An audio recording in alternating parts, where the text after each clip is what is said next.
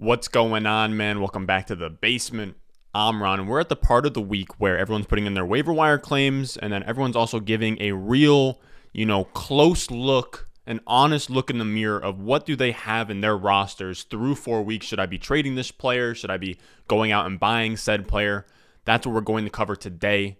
We're going to get into our week 5 trade targets, a couple guys that we want to be selling, a couple guys we want to be looking to go buy. Now, before we get into that, make sure you go down below, subscribe, leave a like. It helps out the channel a ton. I'm telling you, if you are watching this video right now and you are staring me in the eyes, make sure you like and subscribe, man. I know that these videos end up in your recommended, they end up in your feed without having to subscribe, but it helps the boy out a ton. So if any of my videos have led you to win a fantasy football matchup, if any of my videos have made you, laugh, cry, just feel something in your body, good or bad, make sure you like and subscribe. Now, with that being said, let's go. What? Thirsty, trying to choose. I know I'm pretty cool. My nitty bag. Now, the reason why I kind of was like when I put that up, I'm doing this all live, candid, in the flesh. Me and you sitting down at my desk. By the way, upgraded this desk. It's a, black desk. It's a little bit nicer. The one I was using before was my little brother's old desk for the last 3 months. Absolutely brutal. But when I make these videos, these ones where they're pretty much live, no one's editing it. So I'm going to be putting the graphics up on the screen. I'm going to be doing everything, off the cuff. Let me know how you guys feel about that. Like when you end up watching this video all the way through, let me know if there was a clear lack in quality, or you didn't like this video as much as my normal videos, because it's a lot easier to do a couple of them a week this way. So I don't have to, spend 2 to 3 hours editing these videos. I can use that time for research, for analysis, for, stuff on the Patreon, answering questions. So let me know. I also like this format a little bit better because it's a lot more, it's me, there are no jump cuts. There are no, oh shit, I messed up. I'm just going live off the cuff, but I get to, kind of have my entire thought process from me to you. It's not just kind of, the highlights of it. It's everything. So I cover all the bases. Can I start rambling at times? Sure. But that's kind of what you get here. Now, has this whole thing kind of been me rambling? What are we? 2 minutes, 30 seconds into the video. Haven't even brought up our first player yet. A little bit, but we're going to talk about Ceedee Lamb. Ceedee Lamb is my first buy low target on this list, and I love this guy for a few reasons. He was the wide receiver 12 through 2 weeks. It looked like he was going to be, wheels up, rocket shit up to the moon. And I like Ceedee Lamb. I've been talking about him all offseason as the poster boy for the year 2 breakout. I know we have the Justin Jefferson. He doesn't count though, but Ceedee Lamb, stud prospect, looked great last year. I think that he just has that it factor where he makes catches in contested situations.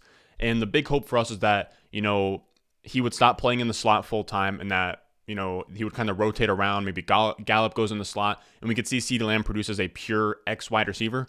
And we have gotten that, but we've seen a little bit of a downtick in production the last 2 weeks. In weeks 3 through 4, he has been the wide receiver 82 in PPR leagues. And because of this, maybe an owner in your league started out 0-2 and now they're 0-4. Maybe they just wanted to, see a little bit more from their wide receiver 1. Maybe they're going to start panicking now. And that's when you want to start to swoop in. When we have these really low swings from these wide receivers, we know, I try not to say this in every single video, but these wide receivers are volatile, man. All of these wide receivers, outside of the top 2, 3, 4, 5 wide receivers, they're all going to be volatile, man. There isn't a world where wide receivers don't get to produce the same exact weekly floor that you get from a running back. And that is something that a lot of the robust RB bros do say. And that's a fair point. But when we're looking at these wide receivers, you're hoping that you can catch those boom weeks, because they're not going to, give you, they're not going to, no wide receiver gets, 15 to 25 guaranteed touches a week the same way high-end RB1s do, besides, the high-end wide receiver ones. But I think the reason that Ceedee dipped isn't because he's been playing bad or that necessarily the Cowboys haven't looked good.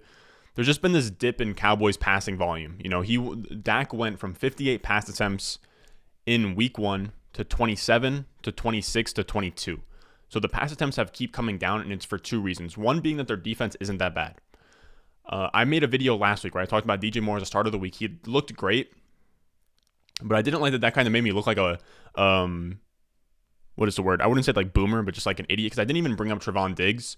And part of it was that I wasn't that worried about Trevon Diggs. Trevon Diggs hasn't been, he's been amazing, but he hasn't been shadowing wide receivers yet. That doesn't seem like, in the modern NFL, you don't see that a lot. So while he was going to be seeing him a lot, I think that there's another cornerback that the Cowboys have, Anthony Averett, who isn't good at all. So if you're going to see 50-50 of both of those guys, it's whatever. But Trevon Diggs is the real deal. He's a great cornerback. This Cowboys defense has been a lot better than expected. So you're not getting those games like last year in those first like 4 or 5 weeks with Dak, where every week was almost this huge shootout. But the other reason is that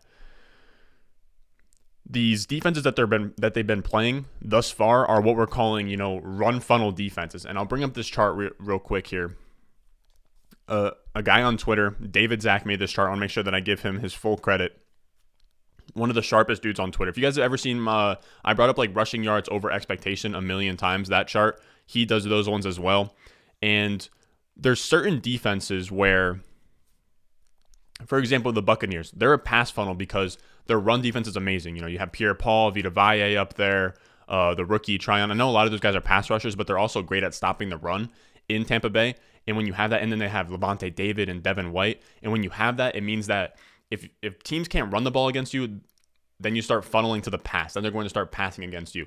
And you can say the opposite about other teams on the other side of the spectrum. And what's crazy is that Dak threw 58 times against the top pass funnel defense, which obviously we know, the Buccaneers. And how you find the pass funnel or like pass funnel, rush funnel, it's just pretty much the ratio of rushing yards allowed versus passing yards allowed. So the ones on the far right for you guys are pass funnels. The ones on the far left are run funnels, where they give up most of their yardage as runs.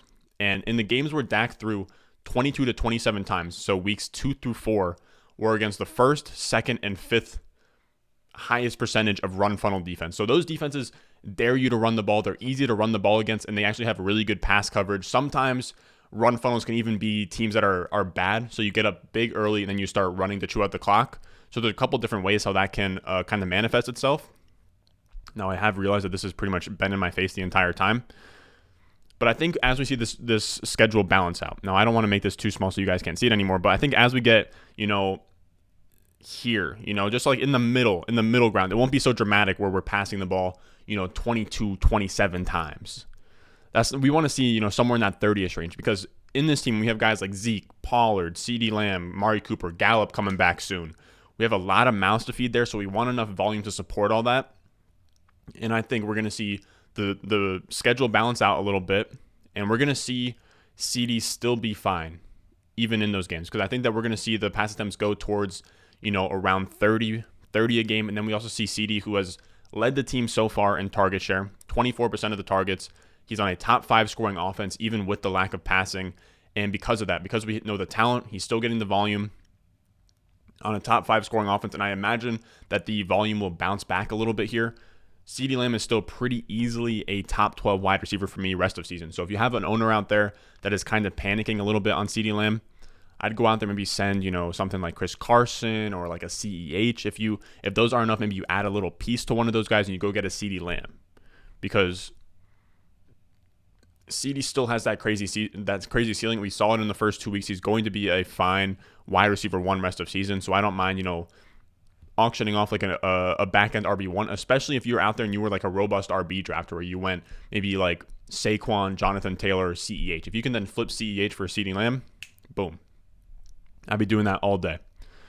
Now, with that being said, our next buy candidate is another guy that a lot of the times with these buy candidates, I'm going to be buying the talent. I want to buy good players. Ceedee Lamb, great prospect, looked good as a rookie, a player that I believe in. Another one that it doesn't really take a genius to figure out that George Kittle is a very good football player. But I love George Kittle as a buy low, because he has been, I couldn't even really explain to you why he hasn't been good so far. I love George Kittle, the player. He's a great blocker. I think that's even to his detriment a little bit. He's always been a, hyper efficient guy, wins with yak. And the problem is that he's been the tight end 10 to this point, only averaging 10.7 points per game. So if you burned, a second round pick on George Kittle and he's only producing 10.7 points per game, you could be struggling right now. That could be a 1-3 team. And now I keep bringing this up, but when you're making these trades and you want to leverage the records, man. If you can find a guy out there who's panicking a little bit, and I want to say on the flip side of that, first of all, you want to find guys that are panicking in the 0-4, 1-3 buckets. And on the flip side of that, if you're 0-4, if you're 1-3, you can't panic. You just gotta sit in the pocket, take things as they come at you. And if you know, look at the the max points for in sleeper. Look at your team. Is it a strong team? Really be extremely honest with yourself. And if it's a strong team and you don't think that you need to make any moves, stand pat. I have the home league, the league where I drafted on the channel. You guys saw the video. We're 1-3 right now, but that team has Lamar, Antonio Gibson. It's a hero RB build, so the RB2 is some combination of like Javonte, Sony Michel, Alexander Madison, kind of just figuring things out with RB2. And then the wide receivers are Devontae Adams, Ceedee Lamb, Chris Godwin, Mike Williams. So 4 stud wide receivers, and then we have Darren Waller. So the team is amazing, right? So those 4 wide receivers, Antonio Gibson, Waller, Lamar Jackson, things just haven't really gone my way. Got piped by Aaron Jones the week that he had 4 touchdowns. So if you can honestly assess your team, don't be afraid to say, you know what, this is a fine team. We are in a good spot. There's no reason to make these moves. But you can then also, if you are, a 4-0 team, you can go and kind of leverage that a little bit with another league mate that's kind of struggling. Come to terms with them, because there are going to be people that have, that start to panic, want to auction off their players who aren't doing well. But with George Kittle, he doesn't fall into that category because he's someone I will be actively trying to buy. Now, this year, more than any year, I have been a big proponent of getting an elite tight end. And I think that's been a great strategy so far. The tight end position has been so tough. I mean, Logan Thomas hasn't looked great. Robert Tonyan hasn't looked great. I'm trying to think of the other guys in that range. I mean, Dallas Goedert has looked decent, but a lot of these guys, have been tough starts. But I mean, if you have a Travis Kelce, a Darren Waller, even Hawkinson, I know that the last 2 weeks haven't been great for Hawkinson. And also I'm going to add that to the trade target list. TJ Hawkinson's another one like George Kittle where he's a great trade target. But George Kittle, he's getting the volume. He's getting top 5. He's top 5 in routes run, targets, receptions, and yards among tight ends.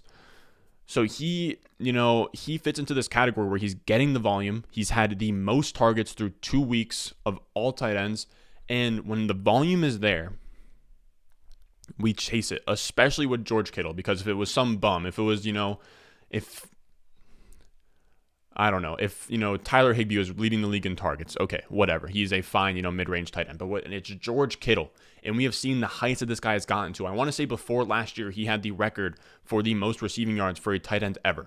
He is one of the greatest tight ends out right now. So if you can go out there, buy him while he's getting the volume. If it was the run offense with the 49ers and he was running the ball too much, or they were running the ball too much, and Kittle has just been kind of marginalized into this blocking role, then okay, whatever. Don't go out there and buy a George Kittle. But I think that he is in a spot here where it makes sense. The production is going to come around. We know that he's an elite talent, and this is a junk offer. But if you can go out there and do something like a Cordarelle Patterson and Jared Cook for George Kittle, I'm telling you guys, he is the tight end 10 at this point. He is going to keep moving down the trade value charts, the trade calculators. You're going to be able to go out there and finesse a George Kittle owner at some point, which then brings us to our last buy of the day, and that's going to be T. Higgins. T. Higgins is expected to return to action in week 5, or let me actually take this down, in week 5 or week 6. This is via Edwin Porras. He has some kind of shoulder injury. And I love T. Higgins as a buy, where I was just talking about, if you have a lot of wins or you're up big in your league, kind of leverage that a little bit. If you can go out there and get a T. Higgins, you're like a 4-0 team, and you can go to a team that's maybe like 1-3, 0-4, has T. Higgins on their bench. I think that'd be a good buy, because T. Higgins hasn't played since week 2. But in the games he did play, on a team with Tyler Boyd, with Jamar Chase, 2 guys have looked great so far. He led the team with 15 targets on a 27% target share. That's 13th in the NFL. A 27% target share is alpha. That is alpha wide receiver type stuff. And I think he steps back in.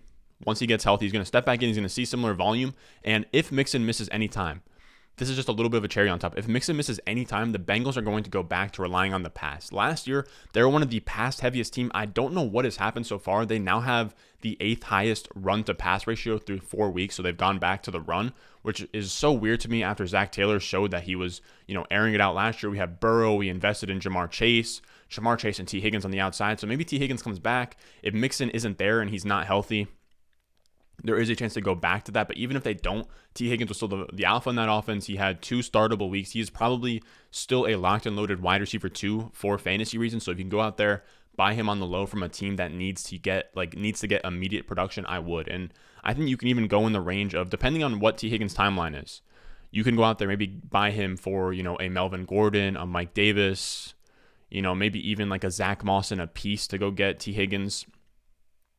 And if you want a piece to throw into that deal from the same team, I actually really like Tyler Boyd as a sell. And Tyler Boyd is one of those guys that I will never get excited for. He is not team sex by any means. He is just a slot wide receiver, kind of like a Jarvis Landry. And that's fine, but I think that he should probably be trending towards sell for a couple reasons. And one is that T. Higgins is coming back. So I think that whatever Tyler Boyd has been doing recently is going to come down. And what Tyler Boyd has been doing recently is he's been balling out. He was the wide receiver 14 in PPR from weeks 3 to 4, which is, the weeks where T. Higgins hasn't been here. And with T. Higgins, the weeks before that, he was the wide receiver 53 with 10.3 points per game.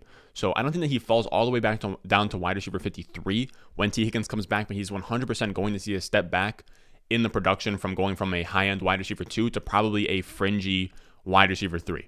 And if you can sell him after a few big games against the Steelers and the Jaguars, who have been favorable matchups for wide receivers this season, I would doing that. I would love to do that.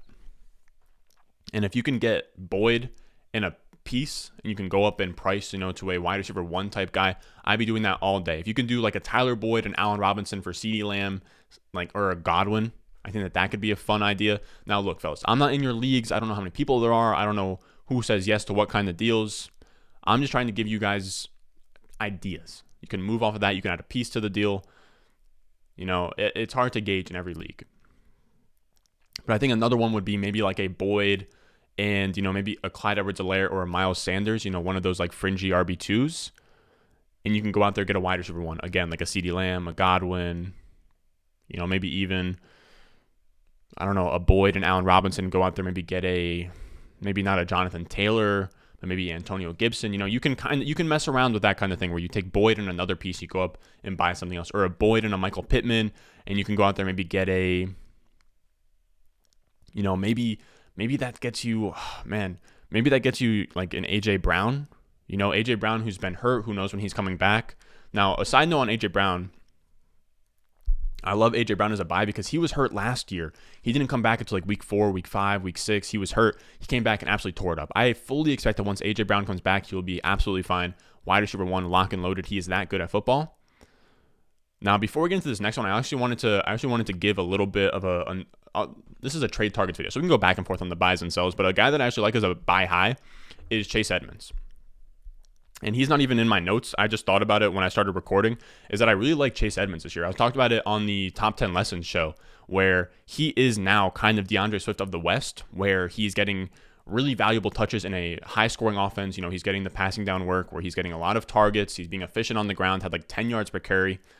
So I really like Chase Edmonds. If you can buy him for, fringe RB2 prices. I personally think that he is almost trending towards RB1 rest of season territory. So if you can buy him in that, RB20, RB25 type range where he's been, I do that all day. Like if you can get kind of like Miles Sanders type value on him, I do that all day. If you can do like Allen Robinson for Chase Edmonds, I think I would do something like that. Now, our last, on script trade target of the day is going to be Cordarelle Patterson. And this, I'm contractually, I think I said that right. I'm contractually obligated to make this. He is the RB3 in PPR.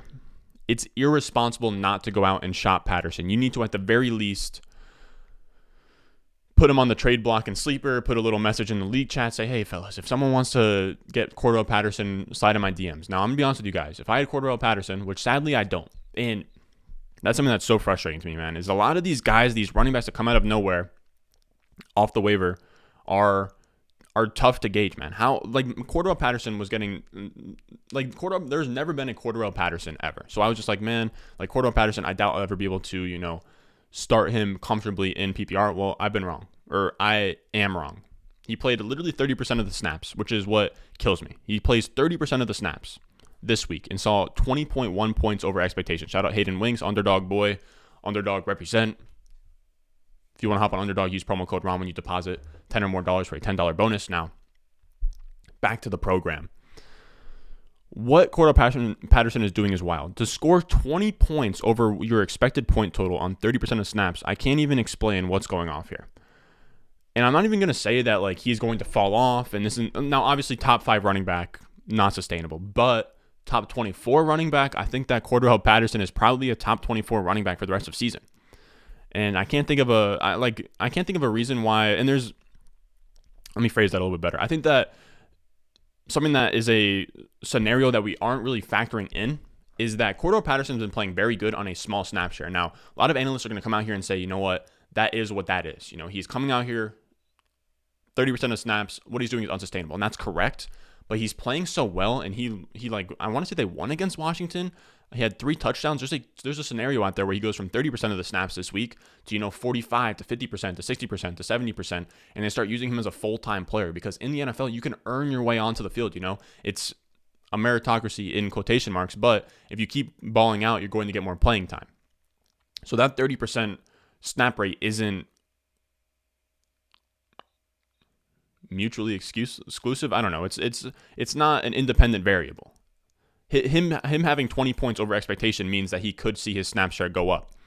Now, like I said, I think that Patterson needs to be valued in my rest of season ranks. He'll probably be in the back end RB2, but there's a lot of people out there who are either newer to fantasy or are seeing the huge numbers and are kind of falling head over heels.